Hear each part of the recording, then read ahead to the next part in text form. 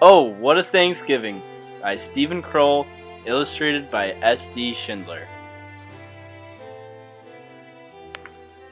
David was a boy with a wonderful imagination.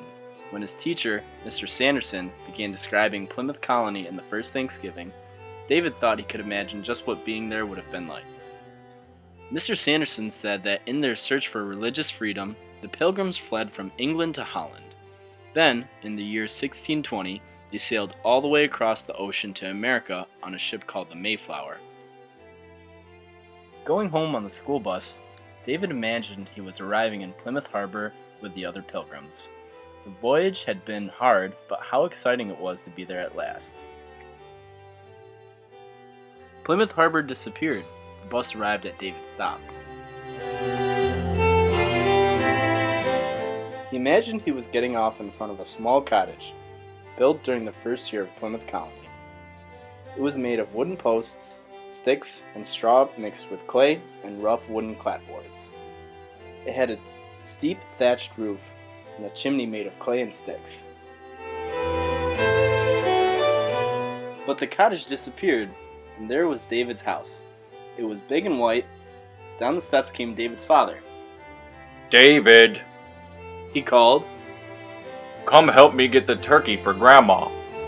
"Okay," said David. David and his father walked toward the car. Dad, Said David. why do we eat turkey at Thanksgiving?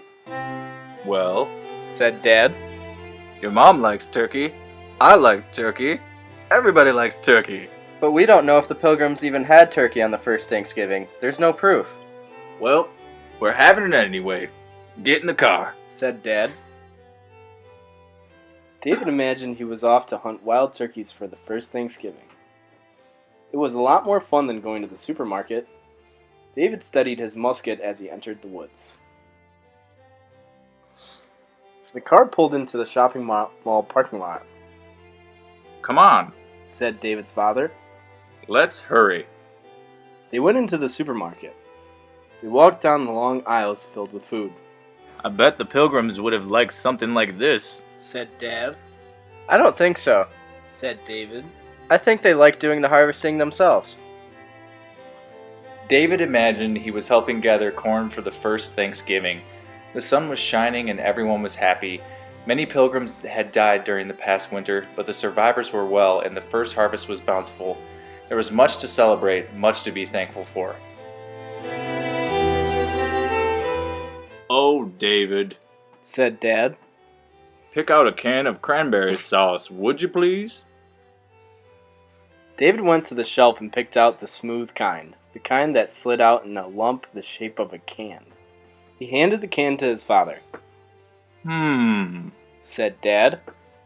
This is fine, but Grandma likes the whole berries. Better get one of those, too. The Pilgrims didn't even have cranberry sauce at the first Thanksgiving. Said David. Never mind. Said Dad. We're having two kind. When David and his father got home, Mom said, Hey, that's a great looking turkey! I think so. Said Dad. It's okay. Said David. What's the matter, David? Asked Mom. Aren't you excited about Thanksgiving? I guess so. Said David. But it's not going to be a real Thanksgiving. Not like the ones the Pilgrims had. But everyone's coming. Said Mom. Uncle Ned will do card tricks, Aunt Marie's in from Omaha, and don't you want to see your baby cousin Catherine? Come on now, help me get the turkey ready.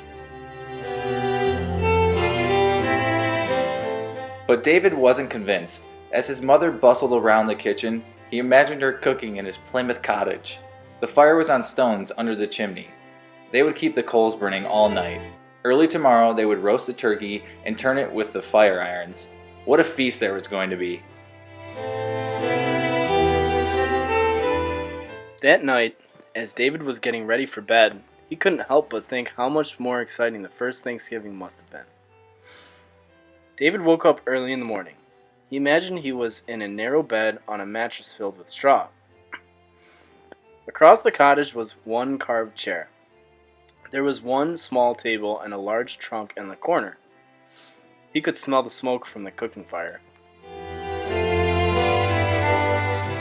David's mother was wearing a cap, a white collar, and an apron over her long skirt. She had to be careful to keep her skirt out of the fire. David, Said his mother. breakfast ready. David stopped imagining he was in Plymouth Colony, pulled on his bathrobe, and rushed to the den. His parents had already started eating. They were watching the Macy's Thanksgiving Day Parade on TV. Yogi Bear and Mickey Mouse balloons floated by. This is always so great. Said Mom. Yeah, Said David, happily sitting down to eggs and toast. it's still not like the first Thanksgiving, though. David imagined he heard the sound of marching feet. He looked out the window, and there was Captain Miles Standish, Commander-in-Chief of the Pilgrim Army. He looked a lot like Mr. Sanderson. Behind him marched 2 lines of soldiers. And around them the feast was just beginning. There were long tables piled with duck and goose and venison, with clams and cornbread, and wild plums for dessert. There were wrestling matches and races being run.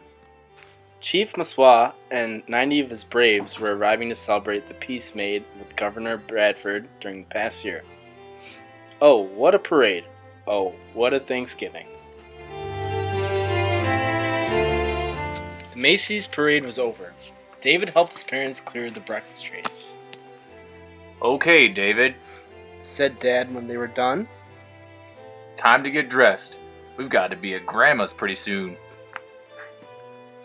Do I have to wear my blue sweater? David asked. Yes, Said Mom. it's cold out. But I hate that sweater. It itches, and it looks terrible. You won't have to wear it for long. Said Mom. And I think it looks terrific. David went to his room. He couldn't stand the dumb blue sweater. He hated his shirt and pants and the good shoes that weren't anywhere near as comfortable as his sneakers. He imagined he was back in Plymouth Colony, putting on his high-waisted jacket called a doublet and a white linen collar called a falling band. Put on his knee breeches and shoes. He looked fabulous. When he was ready, it was time to walk 2 blocks and around a corner to Grandma. David imagined he and his parents were walking through Plymouth Colony. On the right were newly harvested cornfields. On the left were 2 new cottages and a third that was almost finished. They stopped and said hello to 2 Indians, Samoset and Squanto. Both spoke English. Squanto had shown the pilgrims how to plant their corn and where to fish. When David looked again, he was back on his own street. He saw his neighbors' homes, each one with a lawn and garage. A new house was almost complete. The 2 Indians were really Jim Holden and his teenage son Jeff. They lived 3 houses away. When everyone was finished talking, Mom turned to David. You know what? She said, We forgot the carving board. Could you please go back and get it? David ran home, but as he ran, he imagined he was in Plymouth Colony again. When he reached his door, he noticed a tall figure standing at the top of the hill behind the cottage. David climbed up after him. The hill he was climbing was Fort Hill, overlooking Plymouth. The figure at the top was Captain Miles Standish. He was standing beside one of his 5 cannons. He was looking out beyond the colony. It was very beautiful. The figure turned. It was Mr. Sanderson. And the wilderness beyond was David's own neighborhood. "Hi," said Mr. Sanderson. David had never seen his teacher out of school before. Hi, He said, why are you here? "Being up here makes me think of the first Thanksgiving." But the first Thanksgiving was so exciting. "It probably wasn't any more exciting than ours. Times have changed, but we're thankful for the same things the Pilgrims were. Our homes, our friends, our families." I still think it would have been fun to be in Plymouth. "It would have been, but Thanksgiving today is everything a Pilgrim boy would have wished for," Gee, said David. I guess you're right. If a Pilgrim boy were here, I could even show him the cranberry sauce. Mr. Sanderson smiled. Happy Thanksgiving, David. Thanks, Mr. Sanderson. Happy Thanksgiving to you, too. David ran down the hill. He got the carving board and ran all the way to Grandma's. Her house looked as nice as any cottage in Plymouth Colony. Grandma hugged him and let him inside. Happy Thanksgiving, Grandma, said David, and meant it. Why, happy Thanksgiving, David, said Grandma. As they reached the dining room, everyone rose to greet them, but there was one unfamiliar guest. To David, he looked exactly like a boy from Plymouth Colony. This is my neighbor, Michael, said Grandma. His parents are away, and he's spending Thanksgiving with us. Everyone started talking. Everyone seemed to get along. Even baby cousin Catherine wasn't so bad. By the time the turkey was served, David and Michael were friends. It turned out to be a great Thanksgiving, and David knew why. What Mr. Sanderson said was really true. Thanksgiving today wasn't so different from the very first one. It will always be a time for appreciating your friends and family, your home, and your teacher. And we will always be thankful for being together. David couldn't imagine anything better than that.